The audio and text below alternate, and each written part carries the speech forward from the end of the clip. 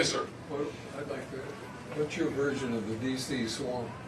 Well, to drain it? That's the short answer. The long answer is that you would have to, a couple of things I've said on DC. First, we've got too much power centralized around DC. There's a reason why 6 out of the 10 wealthiest counties in America are around DC.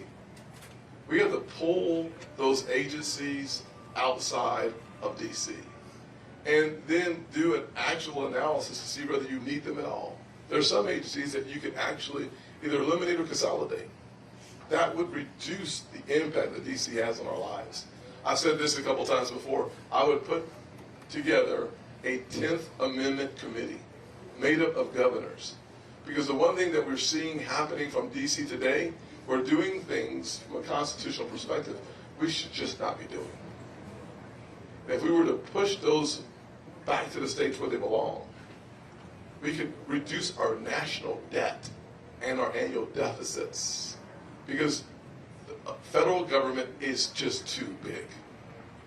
You got to resize it. Yes, sir. Yes, ma'am.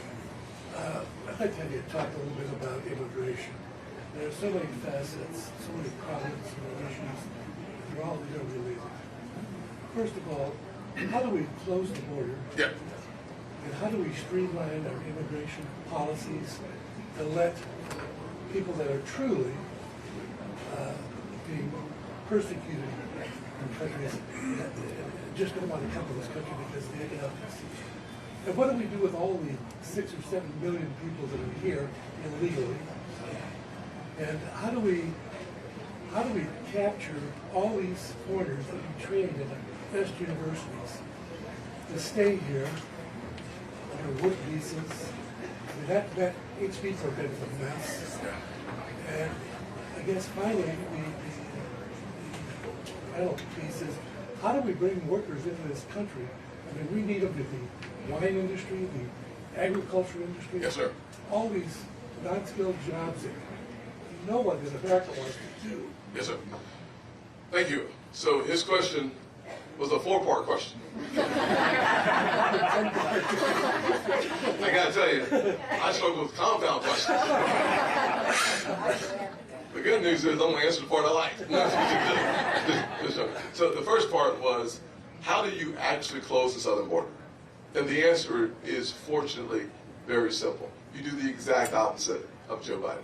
What President Biden has done is he literally started selling off the construction material for the southern border, which means we already had the material to finish the southern border. For about $10 billion, you could finish the southern border. This nation spends $7 trillion. So we have the resources to finish the southern border. And here's what happened recently. Blue state governors started complaining about the illegal immigrants being dropped off in their cities and their states. And guess what they want? A border wall. And so what did the Biden administration decide to do? A buildable wall. Yeah, exactly, small. But it's still a wall, okay? Just joking.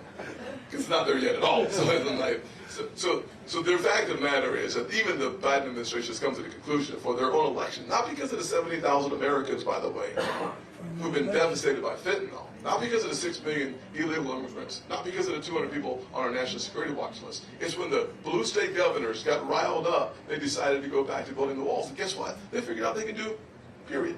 So we can get that done. Number 2, using the technology, the military-grade technology that's already available so that we stop fentanyl and, frankly, the embarrassment of human trafficking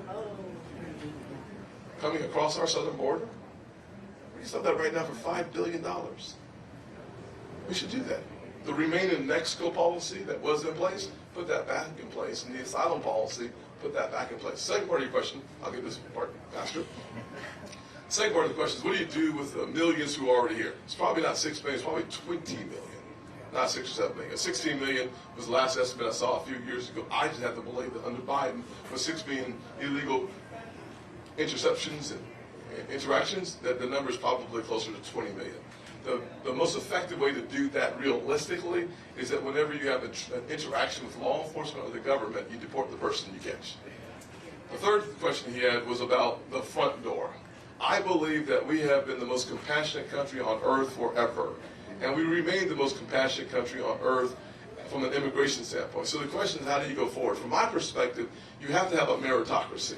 We now are at a point where we're mature enough as a society for what we really need, what we really are looking for, is the workforce that our country needs. And so I would translate or transition our front door, legal immigration, into a meritocracy where we're looking for the workers, whether it's the blue-collar workers or the white-collar workers. I'd create some kind of a system, a formula that allows that to happen. But I would not do that until we secure the southern border. I'm not willing to have an immigration conversation as President of the United States without first addressing a national security threat, which is our southern border. And then finally, on the kids that we let into the country from a visa standpoint on our college campuses, if we have the most sophisticated, effective vetting process for those kids to come to our college campuses, then that gives you an opportunity to have a serious conversation about where they should start their business. I'll say this though, we have about 300,000. You bring me water, or you tell me to stop talking? A little bit of both. I figured you'd tell me to stop talking. Time for two more bucks. Okay. This is not necessarily the most popular thing I'm going to say, but just know we sometimes have to agree to disagree without being disagreed. We have 300,000 Chinese students on college campuses across this country. I am concerned that we are more interested in their tuition than we are to whether they're reporting back to the Chinese Communist Party. I think we should do a better job of understanding who we're allowing on our college campuses. Our college campuses are sometimes shameful. I watch the anti-Semitism on college campuses. I watch the kids who are here from other countries who are encouraging terrorism and murder. So I'm not sure what the vetting process looks like on our college campuses, but I can tell you it needs to be revamped. If you are not going to be a proud part of the team, you ought not come to our country. Why educate the world's population to have them turn against us? I don't understand that. And so that may or may not fit into the bucket where it should be, but I got to just tell you, I'm very concerned with what's happening on our college campuses. And there are Confucius institutes all around our country, the Chinese police stations, or people have to report back that 2 Chinese nationals that became Americans who were part of our military that got caught from an espionage perspective just in the last month or so. We have real issues that we have to take seriously. And I think to be an American, you have to assimilate to what it means to be an American. If you're not willing to assimilate and acclimate, you ought not come. And that sounds harsh to some who think that should be more compassionate on the issue of immigration. But if we are the city on the hill, if we're the last great democracy, and we are, in my opinion, love Israel as well, we're the greatest democracy on earth. If we don't protect us, there's no one coming. So hopefully that answered your question. I think I have time for 2 more questions. They said probably have the shorter answers. Ma'am. Oh,